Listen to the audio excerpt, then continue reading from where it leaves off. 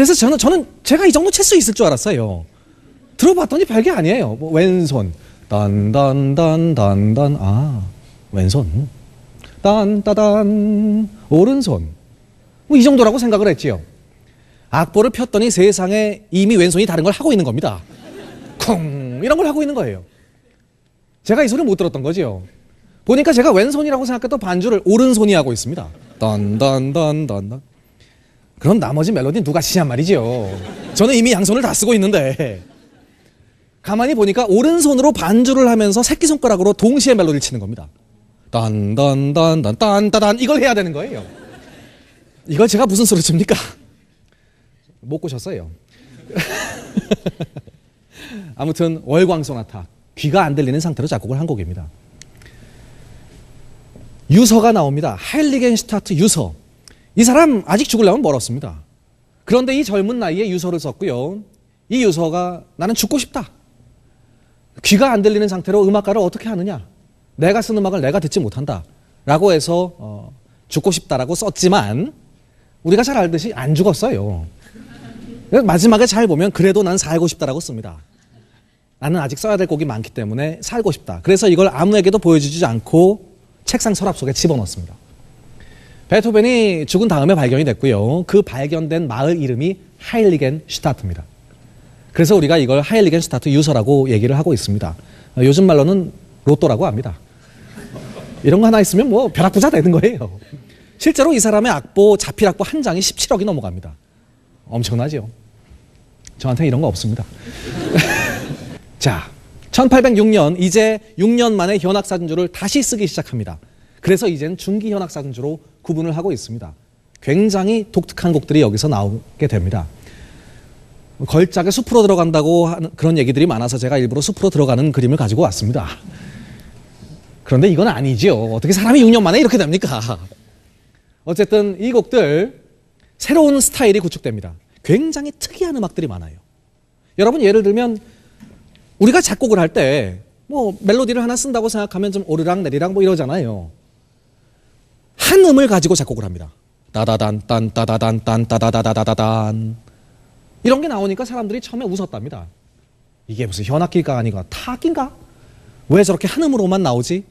물론 지금 들으면 자연스러울 수도 있습니다. 규모가 커집니다. 여러분 현악사중주인데 규모가 커지면 뭘 어쩌겠다는 거죠. 사중주는 그대로 유지한 채 길이가 길어진다는 뜻입니다. 예전에는 네 악장 합쳐도 한 20분 정도 됐어요. 이제는 30분, 40분이 넘어갑니다. 더욱이 어려워요. 연주하기 어렵습니다. 우리 연주자들이 제일 싫어하는 곡이 바로 이런 곡입니다. 어렵고 긴 곡. 사실 그래서 이 곡들이 잘 연주되지 않는 경우도 있습니다. 물론 아주 유명한 곡들은 대부분 이 중기현악사준주에 있습니다. 그 중에서 맨 처음 세 곡을 7, 8, 9번을 라주모프스키라는 러시아 사람에게 헌정했기 때문에 이 곡을 우리가 라주모프스키 현악사준주라고 부르고 있습니다. 그 중에 첫 번째 곡 전보입니다. 같은 음으로 된 멜로디. 물론 뒤엔 다른 게 나오죠. 또 나옵니다. 따다단 따다다다다단. 베토벤은 이 멜로디를 가지고 이 리듬을 가지고 계속해서 끝까지 씁니다. 그래서 이 곡 제목은 저희가 전보라고 붙였습니다. 마치 전보를 치는 것 같아서 지금 막 변화가 되지만 나중에는 빰빰빰빰 빰빰빰빰 빰빰빰빰빰 계속해서 이 리듬입니다. 베토벤이 제일 잘하는 게 이겁니다. 운명교향곡도 결국은 4개로 처음부터 끝까지 가고 있습니다. 빠빠빠빠 이걸로 되어 있죠. 자, 다음 곡 들려드리겠습니다. 영웅. 교향곡에도 영웅이라는 제목이 붙어있지만 현악사준주에도 영웅이라는 제목이 붙어있고요. 이거 저희가 붙인 제목 아닙니다. 원래 있습니다. 빠른 돌림 노래입니다. 굉장히 빠른 멜로디가 나오고요. 옆 사람이 들어와서 같이 연주합니다. 또 들어옵니다. 첼로입니다. 특히 이 곡은 마지막이 가장 화려하게 끝나는 곡으로 유명합니다. 엄청나게 높이 올라갑니다. 계속 올라갑니다. 끝까지 가죠. 이제 떨어집니다. 이렇게 끝나는 곡입니다. 박수 한번 해주십시오.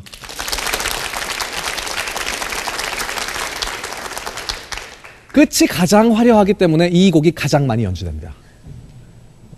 연주자들 박수 먹고 사는 사람들이잖아요. 마지막에 이런 박수를 받아야 우리가 연주를 성공했다라고 얘기할 수 있습니다. 그래서 어떤 사람들은 좀 심하게 얘기하면 연주에 처음부터 끝까지 재미없어도 마지막만 화려해도 이 연주는 성공한다. 뭐 이런 얘기도 있습니다. 반대로 처음부터 끝까지가 재밌어도 마지막이 좀 이상하면 실패할 위험이 좀 있습니다. 아무튼 가장 많이 연주되는 그런 곡이었습니다. 자, 독특한 걸 보여드리겠습니다. 하프. 현악사준주인데 제목이 하프입니다. 여러분이 생각하시는 그 하프가 맞아요. 그 줄 많은 악기. 현악기 4대로 하프 흉내를 냅니다. 줄을 튕깁니다. 피치카토. 밑에서부터 올라와요. 마치 하프를 치는 것 같은 효과를. 바이올린 번갈아서 연주하고 있는 겁니다. 이래서 하프인데요. 뭐 이 정도를 가지고 진짜가 나옵니다. 밑에서부터 나옵니다.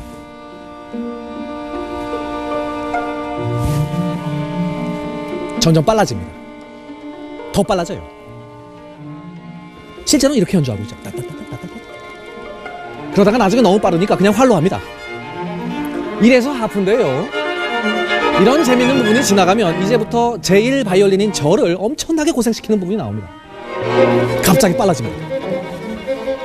손가락이 보이지도 않을 정도로 굉장히 빨리 연주해요. 남들은 그 재밌는 하프 장난 계속 하고 있는데 저 혼자 이거 하고 있습니다. 이게 또 길어요. 안 끝납니다. 언제 끝나나 한번 보십시오. 계속 나오고 있죠? 팔이 떨어질 것 같아요. 연주하다 활을 놓친 적도 있습니다. 연주하다가 보니까 활이 저쪽 가 있어요. 그럴 때 나오는 이 아름다운 멜로디 들어보십시오. 그러나 저 아직도 안 끝났습니다. 계속해서 연주합니다. 이제 끝납니다. 이렇게 이 어려운 부분이 끝납니다. 제1 바이올린은 월급을 더 줘야 되는 그런 곡입니다. 굉장히 재미있는 곡이죠. 또 한 곡을 들려드리겠습니다. 세리오소. 세리오소. 시리어스하다는 얘기입니다. 진지한 현악사준주. 베토벤이 악보 중간에 진지하게 연주하라는 세리오소라는 단어를 써놨기 때문에 이 곡 제목이 세리오소가 됐습니다. 그러나 이런 진지함 속에서도 굉장히 아름다운 멜로디가 마지막에 나옵니다. 이렇게 5개의 현악사준주를 다시 쓴 다음에 마치 지금부터 다시 현악사준주 작곡 안 할 것처럼 건드리지 않습니다. 그래서 이제 중기와 후기가 나눠지게 됩니다. 자, 이런 곡들을 쓴 다음에 나오는 곡은 어떤 곡일까요? 그 유명한 5번째 교향곡, 운명입니다. 물론 제가 여러분 맨 처음에 나오는 유명한 부분을 들려드리고 싶지만 진짜 좋은 건 여기에요. 여기 들으려고 듣는 겁니다. 특히 여기. 무슨 우주선이 날아가는 것 같지 않습니까? 정말 영화음악 같은 부분이 여기서 나오고 있어요. 이게 4악장의 중간 부분입니다. 사실 우리가 그 앞에 유명한 그 빰빰빰빰 이거 듣느라고 뒤에까지 좀 안 듣는 경향이 있어요. 하지만 끝까지 참고 듣는다면 이 마지막에 엄청난 폭발을 느낄 수가 있습니다. 이 운명이라는 제목도 작곡가가 직접 붙인 제목은 아니었습니다. 베토벤이 언급을 한 적은 있었습니다. 운명의 노크 소리. 그러나 이 언급된 말을 가지고 다른 나라 사람들이 운명교향곡이라고 붙인 겁니다. 그래서 어떤 애호가 분들은 이걸 운명이라고 안 부르시는 분도 많이 계십니다. 그냥 5번 교향곡이라고 부르시는 분들도 계세요. 자, 피아노 협주곡 황제. 앞에서 피아노가 연주하고 뒤에서 오케스트라가 반주하는 피아노 협주곡입니다. 피아노 하시는 분들은 굉장히 좋아하시는 곡이에요. 황제에게 바쳐졌다고 해서 제목은 황제인데요. 오케스트라는 굉장히 싫어하는 곡입니다. 왜냐하면 원래 피아노 협주곡이 좀 그래요. 앞에서 피아노 치는 사람이 10손가락 다 쓰고 있잖아요. 그러니까 작곡가들이 작곡을 할 때 이 사람한테 좀 음표를 많이 주게 돼 있습니다. 상대적으로 100명이 넘는 우리들한테는 음표가 몇 개 안 와요. 재미가 없어요. 오죽하면 오케스트라에서 이거 금지곡으로 해놨습니다. 이거 연주하지 말자. 아무튼 굉장히 유명한 곡인데요. 이 곡을 맨 처음에 연주했던 피아니스트가 있습니다. 우리가 초연했다고 하죠. 초연. 이 곡을 맨 처음에 초연했던 사람은 바로 이 사람. 베토벤의 제자였던 바로 이 사람. 우리가 얼굴을 보면 잘 모르겠지만 이름을 들으면 베토벤보다도 훨씬 더 많이 들어봤던 사람입니다. 이분의 이름이 바로 체름입니다.